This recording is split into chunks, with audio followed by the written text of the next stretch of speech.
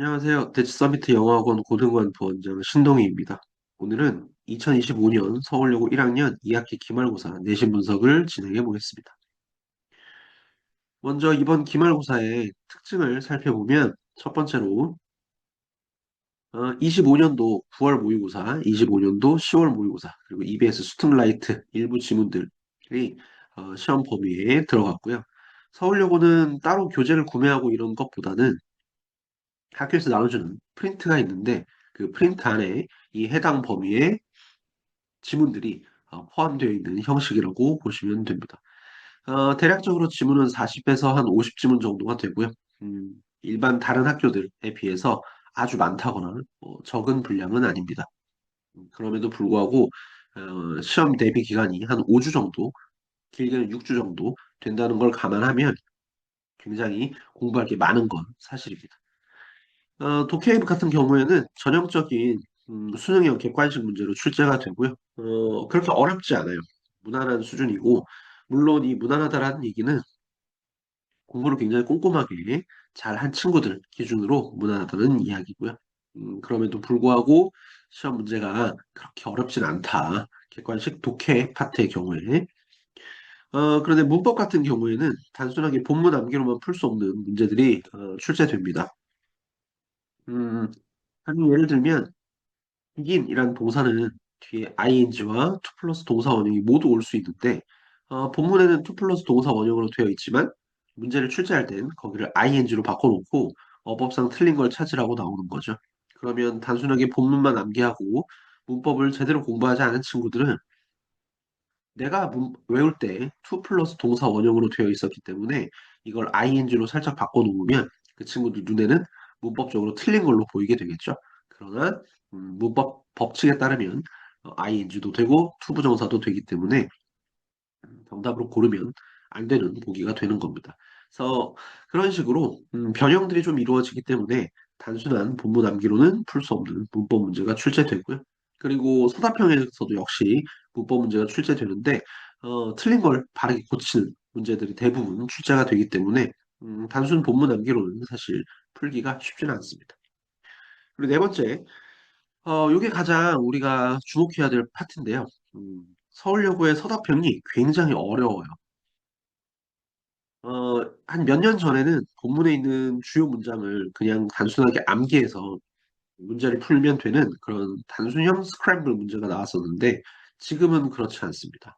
뭐 물론 단순하게 스크램블 문제로 나왔을 때조차도 서울여고에서는 한글 해석을 제시해주지 않기 때문에 그냥 빈칸에 들어갈 내용을 내가 알아서 생각해내고 기억해내고 그런 다음에 주어진 단어들을 배열해가지고 문장을 영작하는 그런 식의 문제였는데 지금은 훨씬 더 어려워졌습니다. 제목을 영작해야 되기도 하고요.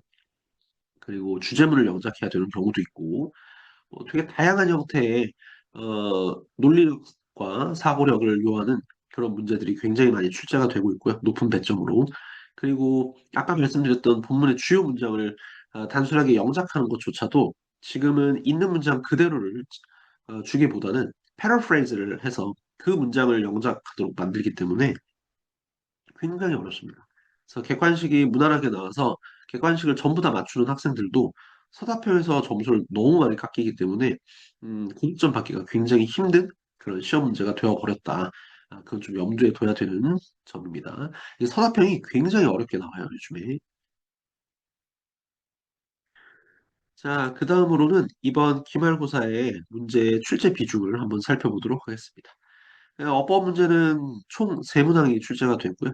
그 중에 2문제는 객관식, 한 문제는 서답형으로 출제가 되었습니다. 이 중상이라고 나온 이유는 음, 보기 밑줄이 없거나 아니면 올바른 걸 찾아가지고 고쳐야 되는 문제가 출제가 되었기 때문에 그래서 중상으로 평가가 된 거고요. 어법 문제는 객관식으로 나오든 서답형으로 나오든 사실 학생들이 지금 굉장히 까다로워하는 문제 유형 중에 하나죠. 그래서 얘는 사실 평소에 공부를 좀 많이 해줘야 된다는 거 좀 염두에 두시면 좋습니다. 이 어휘 문제가 좀 많이 출제된 편이죠. 객관식으로 세 문제, 그리고 주관식으로 세 문제가 출제되었습니다.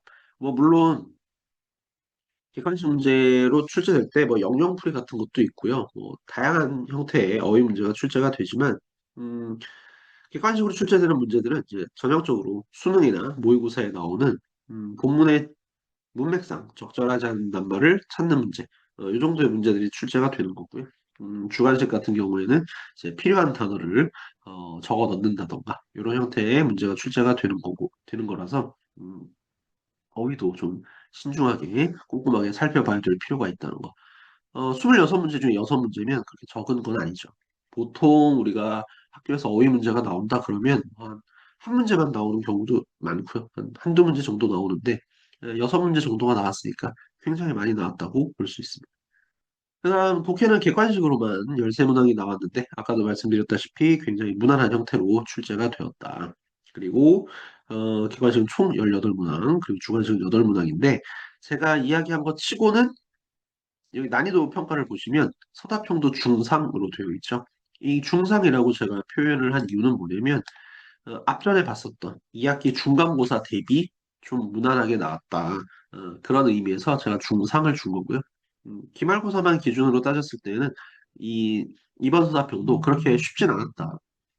그러나 작년, 그러나 지난번 바로 직전 중간고사 시험 문제가 서답형이 너무나도 어렵게 나왔었기 때문에 그거에 비하면 조금은 무난하게 나온 편이다. 이렇게 이야기할 수 있겠습니다. 그럼 이제부터는 이번 기말고사 때 어떤 형태로 문제가 나왔고, 그리고 이런 문제를 풀기 위해서 저와 함께 공부했었던 학생들은 어떤 예상 문제들을 풀었는지 한번 살펴보려고 해요. 자, 우선 제일 먼저 볼 문제는 객관식 12번 문제입니다. 이거는 함축 문제인데, 이거 굉장히 제가 강조했었던 부분이거든요. clear the decks라고 하는 이 표현, 이거 되게 중요하다고 제가 엄청 학생들에게 강조했고, 이 의미를 꼭 알아두라고 얘기했었는데, 고맙게도 이 문제가 이번에 나와줬어요. 게다가 배점도 3.9점으로 굉장히 높죠. 빈칸 추론이 이렇게 높은 배점으로 나오기가 쉽진 않아요. 물론 빈칸 추론이, 아니 빈칸 추론, 이 함축 의미. 함축 의미를 묻는 이 문제가 배점이 물론 낮게 부여되진 않지만 보통 일반적으로 그런데 3.9점이면 굉장히 높게 책정이 된 거죠. 그래서 요 clear the decks라고 하는 건 이 지문상 내가 해야 될 나의 중요한 나 개인의 업무보다는 다른 사람들이 나에게 해달라고 요청했던 것들 그런 것들을 먼저 다 처리하는 거 그걸 이제 clear the decks라는 표현으로 나타낸 겁니다. 이게 사실 쉽진 않아요. 꼼꼼하게 공부하지 않으면 왜냐면 이 clear the decks라는 표현을 있는 그대로 직역하게 되면 그 갑판을 청소하다는 의미잖아요. 배의 갑판, 데크, 배의 갑판을 청소하다는 뜻이라서 따로 공부를 하고 따로 기억해 두지 않으면 문제 풀기가 쉽지 않죠. 그래서 정답은 요겁니다. Take care of something. 무언가를 처리하는 거죠. For your own important task. 너의 중요한, 너 자신의 업무 이전에 다른 것들을 좀 처리하는 거. 이게 정답이 되었습니다. 그래서 요 문제는 사실 우리 저와 함께 공부했던 친구들이 한번 풀어봤던 문제예요. 여기도 똑같죠. Clear the decks. 매번 제가 시험 대비 때 수업 올 때마다 학생들하고 미니 모의고사를 보게 되는데 그때 제가 출제했던 4번 문제로 출제했던 문제고요. 보기는 좀 다르긴 하지만 의미는 똑같습니다. complete 완성하고 완료하는 거죠. 다른 사람들의 요청사항을 제일 먼저 first 완료하는 거예요. 뭐 하기 전에 자기 자신의 중요한 업무를 시작하기 전에 이렇게 이게 그냥 clear the decks라는 표현을 해석한 거하고는 전혀 다른 의미가 되잖아요. 그래서 공부를 좀 잘 하셔야 됩니다. 요 문제는 그렇게 어려운 문제는 아니었습니다. 제가 아까도 말씀드렸지만 서울여고의 객관식, 특히나 독해 파트는 그렇게 어렵지 않아요. 공부를 조금만 해주시면. 자, 우리가 그 다음으로 살펴볼 문제는 객관식 16번 문제로 ABC 순서 배열입니다. 이 ABC 순서 배열은 모의고사나 수능에서도 우리를 좀 괴롭히는 유형이 되죠. 그런데 우리는 지금 내신이다 보니까 사실 푸는 방식이 좀 다르죠.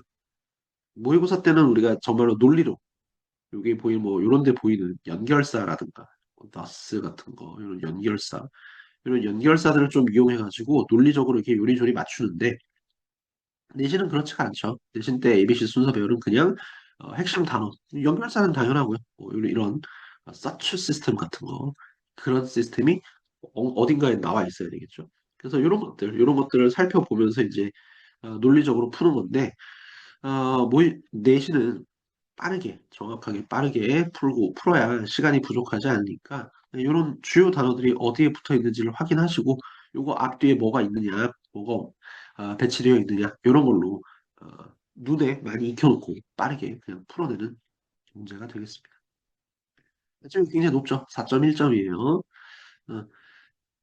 이 문제도 역시 이렇게 내신 대비할 때 학생들과 함께 풀었던 문제입니다. 요거는 제가 파이널 마지막에 주는 학생들에게 주는 유형별 자료에서 문제 자료에서 8번 문제로 출제가 되었던 문제네요. 순서는 약간 다를 수 있지만 배치된 순서는 ABC의 배치 순서는 약간 다를 수 있지만 어쨌든 정답은 동일하다는 거. 자, 그 다음으로 살펴볼 문제는 서답형 문제입니다. 아까 서답형 문제가 굉장히 어렵다고 말씀드렸잖아요. 바로 이런 유형의 문제가 출제되기 때문에 어려운 거예요. 보시면 단순하게 문장을 영작하라는 게 아니라 이 본문 안에 있는 문장 영작하라고 하면 너무 쉽죠. 물론 서울여고 문제는 쉽진 않아요. 여기도 아까 말씀드린 것처럼 본문 안에 있는 문장도 다 바꿔가지고 패러프레이즈해서 나오기 때문에 그런데 지금 보고 계신 문제에 비하면 단순하게 본문 안에 있는 내용의 문제를 영작하는 건 그래서 좀 쉬운 편에 속하죠. 주제를 완성하는 문제입니다. 주제를 완성해야 되는 문제고요. 배점은 4점으로 굉장히 높습니다. 이거 하나만 틀려도 점수가 많이 깎이겠죠. 이 문제는 일단 기본적으로 이 지문의 내용을, 그러니까 이 지문의 주제를 한글로 확실하게 알고 있어야 되고요. 그리고 내가 알고 있는 한글 주제를 바탕으로 해서 여기 보기에 주어져 있는 낱말들을 잘 연결을 해야 되는 건데, 이게 사실 쉽진 않죠. 왜냐하면 이런 문제를 풀려면 알아야 될 것들이 좀 많아요. 일단 아까 말씀드린 것처럼 지문의 내용을 좀 알아야 되고요. 지문의 내용을 숙지해야 되고, 그 다음엔 수어를 좀 많이 알아야 된다. 수어를 많이 알고 있어야 된다. 그 다음에 기본적인 영상 능력을 좀 갖추고 있어야 됩니다. 기본적인 영상 능력을 좀 갖추고 있어야 되고, 그리고 본문, 그러니까 즉 지문의 본문에 없는 어휘를 많이 사용하기 때문에 수어뿐만 아니라 어휘량도 좀 충분해야 된다. 이렇게 네 가지를 좀 갖고 있어야. 물론 이제 여기 하나 더 더하자면 평소에 영상 연습을 좀 많이 해야 되죠. 평소에 영상 연습을 많이 해야 합니다.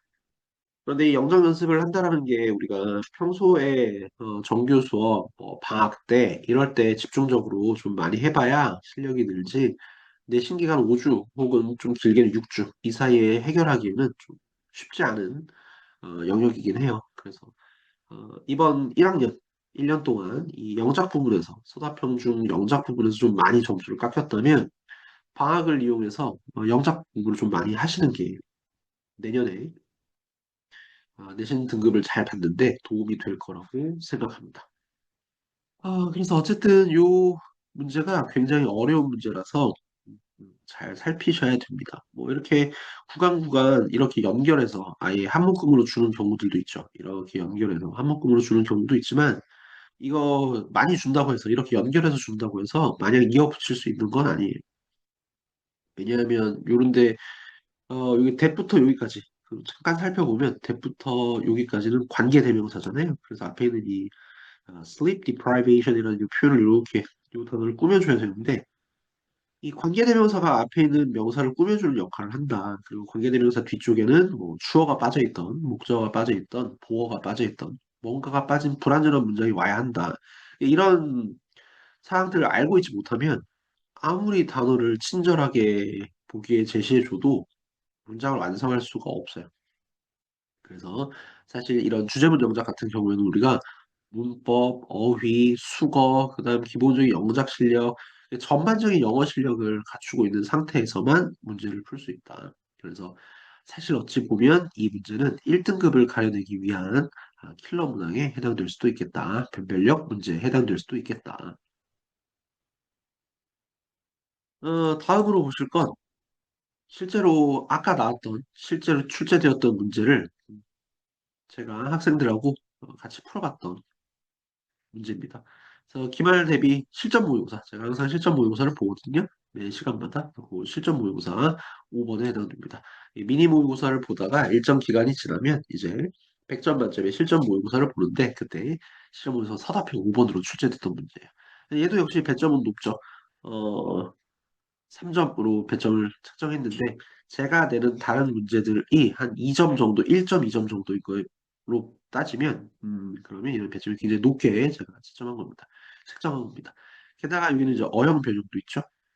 아까 거긴 없었거든요. 실제 문제는 어형 변형까지는 주지 않아요. 조건에.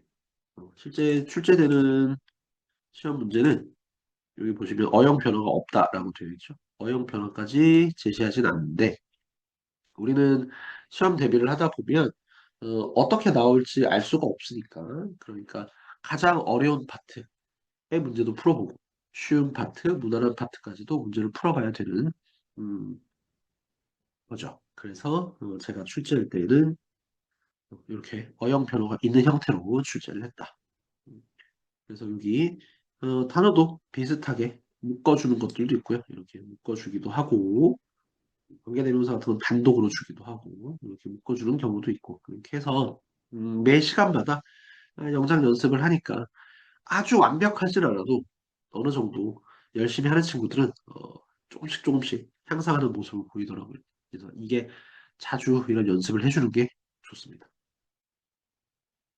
자, 실제로 출제되었던 문제를 몇 문항 받고 또 그 해당 문제에 제가 나올 거라고 적중했던 문제들 중에 일부, 조금 더 있지만 그 중에 일부를 또 살펴봤는데요. 보면 문제가 그렇게 쉽진 않죠. 서울여고 시험 문제가. 그럼 이런 문제를 잘 풀고 고득점을 받기 위해선 어떻게 공부를 해야 되느냐. 우선 뭐 기본 중에 기본입니다.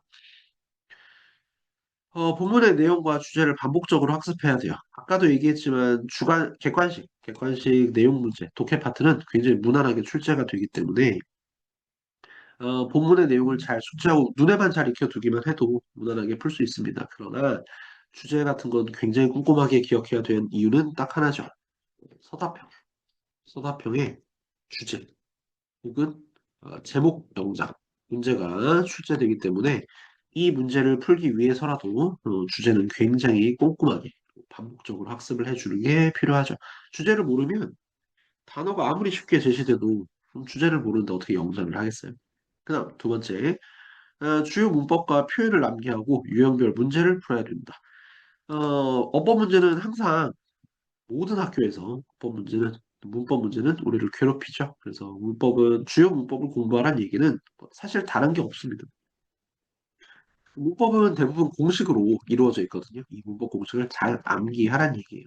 암기를 해놓고 그런 다음에 해당하는 문제, 각종 변형 문제를 풀어봐야 됩니다. 문제를 풀어보지 않으면 그럼 또 이것도 소용없거든요. 아무리 열심히 외워도 문제를 풀면서 다양한 형태로 변형되어 있는 걸 풀어보지 않으면 그러면 또 내 것이 되지 않으니까 이것도 굉장히 중요하다고 볼 수 있죠. 그래서 제가 학생들과 수업할 때 항상 미니 모의고사 그리고 유형별 문제도 풀거든요. 유형별 시험도 봐요. 테스트가 총 5개 정도 되는데 그 안에는 이제 어법이라던가 영작이라던가 뭐 갖가지 유형별 문제가 들어가 있고 그와 동시에 이제 실전형인 미니 모의고사까지도 보게 되는 겁니다. 그래서 문제를 아주 다양하게 풀어봐야 되고요. 그리고 방금 잠깐 제가 스치듯 얘기했지만 미니 모의고사를 항상 보면서 실전 감각을 익히게 되어 있습니다. 어, 그런데 이 미니 모의고사는 아무거나 막 출제하는 건 아니고 음, 앞에 서울여고에서 실제로 출제되었던 삼기는 기출 유형을 펼쳐놓고 시험지에 펼쳐놓고 출제하는 거라서 실전 감각을 익히기에 너무 좋은 시험이라고 볼 수 있습니다. 지금까지 이번 2025년 2학기 서울여고 1학년의 기말고사 내신 분석을 진행해 드렸는데요.